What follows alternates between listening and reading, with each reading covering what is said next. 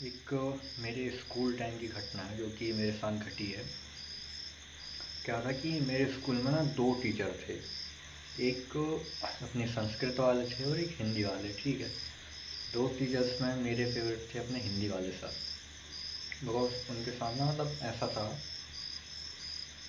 कि जब भी मैं लिखता था ना तो मेरे साथ प्रॉब्लम ये थी कि मैं बहुत गंदी राइटिंग में लिखता था। मेरी हैंड राइटिंग बिल्कुल साफ़ नहीं आती थी, जो कि अभी भी स्टिल नहीं आती, बट अभी इतना है कि रीडेबल है।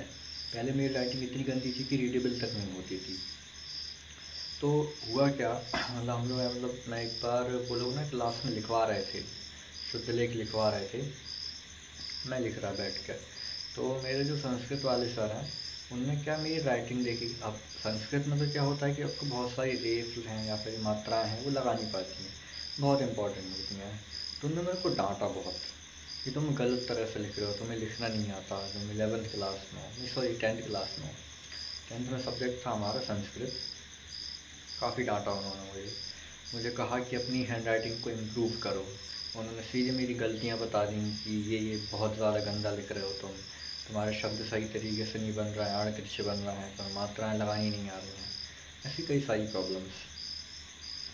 उसके बाद मैंने कोशिश भी की इम्प्रूव करने की, बट मुझसे इम्प्रूव नहीं हुई वो हैंड राइटिंग। यार कैसे इम्प्रूव करूँ, मैं शब्द बनाऊँ कैसे बनाऊँ, मेरे को समझ में नहीं आ रहा था।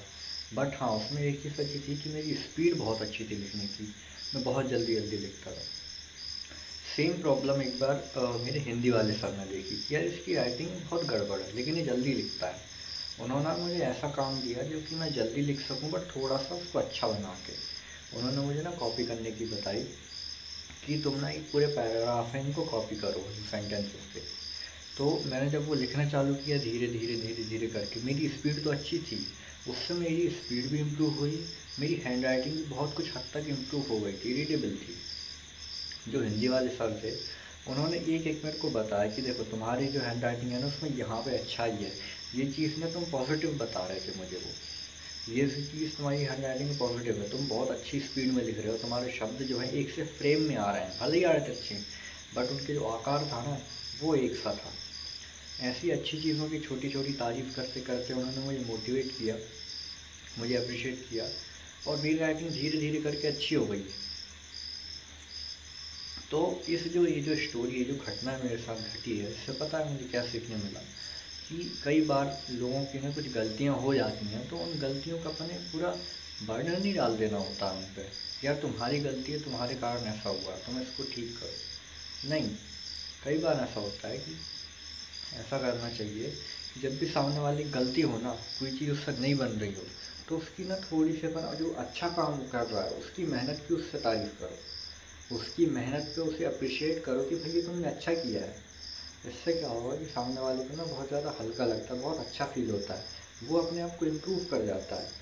अब सेम चीज़ अगर मैं बच्चों की बात करूँ, छोटे बच्चों की, अगर वो कोई गलत आदत में है, कोई गलत संगत में है, गाली देना सीख रहा है, तुम जाओगे उसे मारोगे पीटोगे तो कुछ समय के लिए नहीं देगा, बट वो एक ट्रॉमेटाइज भी हो जाएगा ना, उसे बहुत बुरा लगेगा। बट अगर तुम उसे प्यार से समझाओगे कि बेटा इस तरह से बोलना, इस तरीके से बातचीत करना गलत रहता है। क्यों गलत रहता है? क्योंकि हम जब किसी को तू तड़ाके से बोल रहे हैं उसे बुरा लग सकता है। आपको भी तो बुरा लगता होगा ना जब हम आपको डांटते हैं। जब हम किसी और को बोलेंगे तो उसे भी बुरा लगेगा। इस तरह से अगर हम उसे प्यार से समझाएंगे कितनी अच्छी बात रहेगी। यही है moral of the main story इसका, कि कभी भी किसी की ना ऐसे बुराई एकदम डायरेक्ट मत करो। उसको ना समझाओ उसकी गलतियों पे, कि समझाओ भाई ये चीज़ इस तरह से गलत है, और उसको अच्छाइयों के लिए अप्रिशिएट करो।